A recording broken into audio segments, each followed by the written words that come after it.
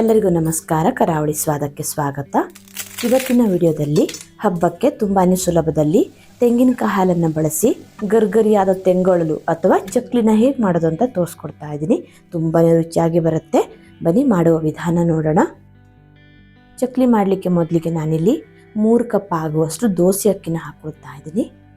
ನೀರು ಹಾಕಿ ಅಕ್ಕಿನ ಚೆನ್ನಾಗಿ ತೊಳ್ಕೊಳ್ಬೇಕು. ಒಂದು 2ರಿಂದ 3 ಸಲ ಅಕ್ಕಿನ ಚೆನ್ನಾಗಿ ತೊಳ್ಕೊಂಡು ನೀರೆಲ್ಲ ಸ್ವಲ್ಪ ಡ್ರೈ ಆಗಲಿಕ್ಕೆ ಜರಡಿಗೆ ಹಾಕಿ ಒಂದು 10 ನಿಮಿಷ ಹಾಗೆ ಇಡ್ತಾ ಇದ್ದೀನಿ.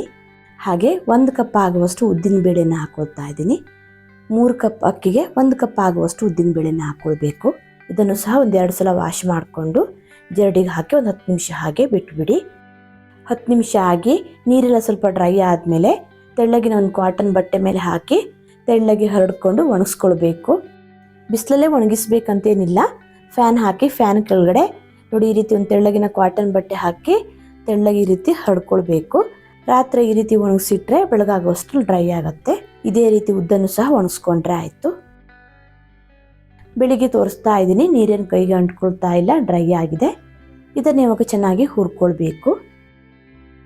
ಉದ್ದಿನ ಬೇಳೆನೆಲ್ಲ ಪ್ಯಾನ್ಗೆ ಹಾಕಿ ಗ್ಯಾಸ್ನ ಕಡಿಮೆ ಉರಿಯಲ್ಲಿ ಇಟ್ಕೊಂಡು ಹುರ್ಕೊಳ್ತಾ ಇದ್ದೀನಿ. ಒಂದು 8ರಿಂದ 10 ನಿಮಿಷ ಆದರೂ ಗ್ಯಾಸ್ನ ಕಡಿಮೆ ಉರಿಯಲ್ಲಿ ಇಟ್ಕೊಂಡು ಹುರ್ಕೊಳ್ಬೇಕು. ಸೀದಿಸ್ಲಿಕ್ಕೆ ಹೋಗಬೇಡಿ. ಉದ್ದಿನ ಬೇಳೆ ನೋಡಿ ಈ ರೀತಿ ಸ್ವಲ್ಪ ಕೆಂಪಗಾಗಿ ಗರ್ಗರಿ ಆಗೋ ತನಕ ಹುರ್ಕೊಳ್ಬೇಕು. ಇದನ್ನು ತೆಗೆದು ಒಂದು ಪ್ಲೇಟಿಗೆ ಹಾಕಿ ತಣಿಲಿಕ್ಕೆ ಬಿಡ್ತಾ ಇದ್ದೀನಿ. ನೆಕ್ಸ್ಟ್ ಇವಾಗ ಅಕ್ಕಿನೂ ಸಹ ಇದೇ ರೀತಿ ಹುರ್ಕೊಂಡ್ರೆ ಆಯಿತು. ನೋಡಿ ಅಕ್ಕಿ ಕೂಡ ಚೆನ್ನಾಗಿ ಒಣಗಿದೆ. ಇದನ್ನು ಸಹ ಪ್ಯಾನಿಗೆ ಹಾಕಿ ಗ್ಯಾಸ್ನ ಕಡಿಮೆ ಉರಿಯಲ್ಲಿ ಇಟ್ಕೊಂಡು ಹುರ್ಕೊಳ್ತಾ ಇದ್ದೀನಿ. ಯಾವುದೇ ಕಾರಣಕ್ಕೂ ಗ್ಯಾಸ್ನ ಹೈ ಫ್ಲೇಮಲ್ಲಿ ಇಟ್ಟು ಹುರಿಲಿಕ್ಕೆ ಹೋಗಬೇಡಿ, ಅಕ್ಕಿ ಕಲರ್ ಚೇಂಜ್ ಆಗಿಬಿಡುತ್ತೆ. ನೋಡಿ ಈ ರೀತಿ ಗ್ಯಾಸ್ನ ಕಡಿಮೆ ಉರಿಯಲ್ಲಿ ಇಟ್ಕೊಂಡು ಒಂದು 8ರಿಂದ 10 ನಿಮಿಷ ಆದರೂ ಅಕ್ಕಿನ ಚೆನ್ನಾಗಿ ಗರ್ಗರಿ ಆಗೋ ತನಕ ಹುರ್ಕೊಳ್ಬೇಕು. ಈ ರೀತಿ ಅಕ್ಕಿನ ಹುರ್ಕೊಂಡು ಇದನ್ನು ತೆಗೆದು ಉದ್ದಿನ ಬೇಳೆ ಹಾಕಿದ್ನಲ್ಲ ಅದೇ ಪ್ಲೇಟಿಗೆ ಹಾಕಿ ತಣಿಲಿಕ್ಕೆ ಬಿಡ್ತಾ ಇದ್ದೀನಿ. ಬಿಸಿರುವಾಗ ಪೌಡರ್ ಮಾಡ್ಕೊಳ್ಳಿಕ್ಕೆ ಹೋಗಬೇಡಿ. ಚೆನ್ನಾಗಿ ತಣದ ಮೇಲೆ ಸ್ವಲ್ಪ ಮಿಕ್ಸಿ ಜಾರಿಗೆ ಹಾಕಿ ಪುಡಿ ಮಾಡಿಕೊಂಡ್ರೆ ಆಯಿತು. ನಾನಿಲ್ಲಿ ಸ್ವಲ್ಪ ಕ್ವಾಂಟಿಟಿ ಮಾಡ್ತಾ ಇರೋದ್ರಿಂದ ಮಿಕ್ಸಿ ಜಾರಿಗೆ ಹಾಕಿ ಪುಡಿ ಮಾಡ್ಕೊಳ್ತಾ ಇದ್ದೀನಿ. ನೀವೇನಾದರೂ ಜಾಸ್ತಿ ಪ್ರಮಾಣದಲ್ಲಿ ಮಾಡೋದಾದರೆ ಮಿಲ್ಲಲ್ಲೂ ಸಹ ಪುಡಿ ಮಾಡ್ಕೊಳ್ಬಹುದು. ನುಣ್ಣಗೆ ಪೌಡ್ರ್ ಮಾಡಿಕೊಂಡು ನಂತರ ಇದನ್ನು ಜರಡಿಗೆ ಹಾಕಿ ಸಾಣಿಸ್ಕೊಳ್ಬೇಕು. ಚಿಕ್ಕ ಚಿಕ್ಕ ಪೀಸ್ ಏನಾದರೂ ಇದ್ದರೆ ಚಕ್ಲಿ ಮಾಡುವಾಗ ಕಟ್ ಆಗ್ತಾ ಇರುತ್ತೆ. ಹಾಗಾಗಿ ನುಣ್ಣಗೆ ಪೌಡ್ರ್ ಮಾಡ್ಕೊಳ್ಬೇಕು. ನೋಡಿ ಈ ರೀತಿ ಹಿಟ್ಟನ್ನು ರೆಡಿ ಮಾಡಿಕೊಂಡು ನಂತರ ಇದಕ್ಕೆ ಒಂದು ಅರ್ಧ ಚಮಚ ಆಗುವಷ್ಟು ಉಪ್ಪು, ಒಂದು 1/4 ಚಮಚ ಓಂಕಾಳು, ಹಾಗೆ ಒಂದು 1/4 ಚಮಚ ಆಗುವಷ್ಟು ಇಂಗಿನ ಪುಡಿನ ಹಾಕೊಳ್ತಾ ಇದ್ದೀನಿ. ಜೊತೆಗೆ ಒಂದು 2 ಚಮಚ ಆಗುವಷ್ಟು ಬೆಣ್ಣೆ ಹಾಕಿ ಚೆನ್ನಾಗಿ ಇದನ್ನು ಮಿಕ್ಸ್ ಮಾಡ್ಕೊಳ್ಳಿ. ಬೆಣ್ಣೆ ಇಲ್ಲ ಅಂದರೆ ಬೆಣ್ಣೆ ಬದಲು ಎಣ್ಣೆ ಕೂಡ ಬಿಸಿ ಮಾಡಿ ಹಾಕ್ಕೊಳ್ಬಹುದು. ನೋಡಿ ಈ ರೀತಿ ಹಿಟ್ಟು ತಗೊಂಡು ಮುಷ್ಟಿ ಕಟ್ಟಿದಾಗ ಶೇಪ್ ಬರಬೇಕು.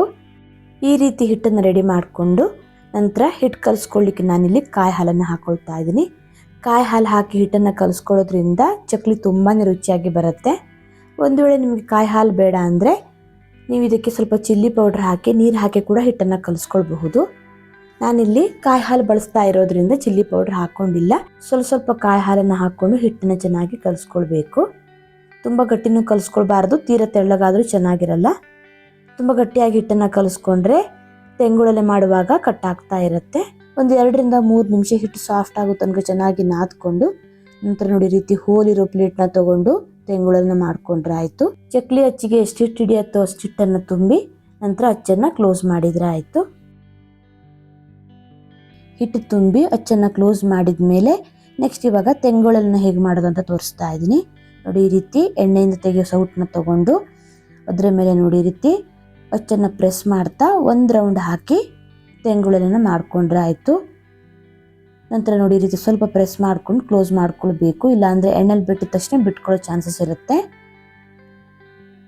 ಮೊದಲಿಗೆ ನಾನಿಲ್ಲಿ ಒಂದು 2ರಿಂದ 3 ಆಗುವಷ್ಟು ಮಾಡಿಕೊಂಡು ಎಣ್ಣೆ ಕಾದ್ಮೇಲೆ ಇದನ್ನು ಎಣ್ಣೆಲಿ ಬಿಟ್ಟು ಫ್ರೈ ಮಾಡ್ಕೊಳ್ತಾ ಇದ್ದೀನಿ. ಗ್ಯಾಸ್ನ ಮಧ್ಯಮ ಉರಿಯಲ್ಲಿ ಇಟ್ಕೊಂಡು ಫ್ರೈ ಮಾಡ್ಕೊಳ್ಬೇಕು. ಹಾಗೆ ಎಣ್ಣೆ ಕೂಡ ಮೀಡಿಯಮ್ ಆಗಿ ಕಾದಿರಬೇಕು. ಎಣ್ಣೆ ಜಾಸ್ತಿ ಕಾದಿದ್ರೆ ಅಥವಾ ಫ್ಲೇಮ್ನ ಜಾಸ್ತಿ ಇಟ್ಟರೆ ಹಾಗೆ ತಕ್ಷಣ ಕಪ್ಪಗಾಗುತ್ತೆ, ಒಳಗಡೆ ಎಲ್ಲ ಸರಿಯಾಗಿ ಬೇಯಲ್ಲ. ನೋಡಿ ಈ ರೀತಿ ತಿರುಗಿಸ್ತಾನೆ ಚೆನ್ನಾಗಿ ಫ್ರೈ ಮಾಡ್ಕೊಳ್ಳಿ. ಬಬಲ್ಸ್ ಎಲ್ಲ ಸ್ವಲ್ಪ ಕಡಿಮೆ ಆಗಿ ಕ್ರಿಸ್ಪಿಯಾಗಿ ಹೊಂಬಣ್ಣ ಬರೋ ತನಕ ಚೆನ್ನಾಗಿ ಇದನ್ನು ಫ್ರೈ ಮಾಡ್ಕೊಂಡು ಎಣ್ಣೆಯಿಂದ ತೆಗಿತಾ ಇದ್ದೀನಿ. ನೋಡಿ ಈ ರೀತಿ ತುಂಬಾ ಸುಲಭದಲ್ಲಿ ತೆಂಗಿನಕಾಯಿ ಹಾಲನ್ನು ಬಳಸಿ ಹಬ್ಬಕ್ಕೆ ತುಂಬಾ ಸುಲಭದಲ್ಲಿ ತೆಂಗೊಳಲನ್ನು ಮಾಡ್ಕೊಳ್ಬಹುದು. ತೆಂಗೊಳಲು ಬೇಡ ಅಂದರೆ ಇದೇ ಹಿಟ್ಟಲ್ಲಿ ಚಕ್ಲಿ ಕೂಡ ಮಾಡ್ಕೊಳ್ಬಹುದು. ನೋಡಿ ಈ ರೀತಿ ಚಕ್ಲಿ ಮೋಲ್ಡನ್ನು ಪ್ರೆಸ್ ಮಾಡ್ತಾ ಎಷ್ಟು ರೌಂಡ್ ಬೇಕೋ ಅಷ್ಟು ರೌಂಡಲ್ಲಿ ಚಕ್ಲಿನ ಮಾಡ್ಕೊಂಡ್ರೆ ಆಯಿತು. ಕೊನೆಗೆ ನೋಡಿ ಈ ರೀತಿ ಸ್ವಲ್ಪ ಪ್ರೆಸ್ ಮಾಡ್ಕೊಂಡು ಕ್ಲೋಸ್ ಮಾಡ್ಕೊಳ್ಬೇಕು. ತೆಂಗೊಳಲು ಬೇಡ ಅಂದರೆ ಇದೇ ಹಿಟ್ಟನ್ನು ಬಳಸಿ ನೋಡಿ ಈ ರೀತಿ ಚಕ್ಲಿ ಕೂಡ ಮಾಡ್ಕೊಳ್ಬಹುದು. ಚಕ್ಲಿನೂ ಅಷ್ಟೇ ಬಬಲ್ಸ್ ಎಲ್ಲ ಸ್ವಲ್ಪ ಕಡಿಮೆ ಆಗಿ ಕ್ರಿಸ್ಪಿಯಾಗಿ ಹೊಂಬಾಣ ಬರೋ ತನಕ ಫ್ರೈ ಮಾಡ್ಕೊಂಡು ತೆಗೆದ್ರೆ ಆಯಿತು. ನೋಡಿ ಚಕ್ಲಿ ಎಷ್ಟು ಚೆನ್ನಾಗಿ ಬಂದಿದೆ ಅಂತ.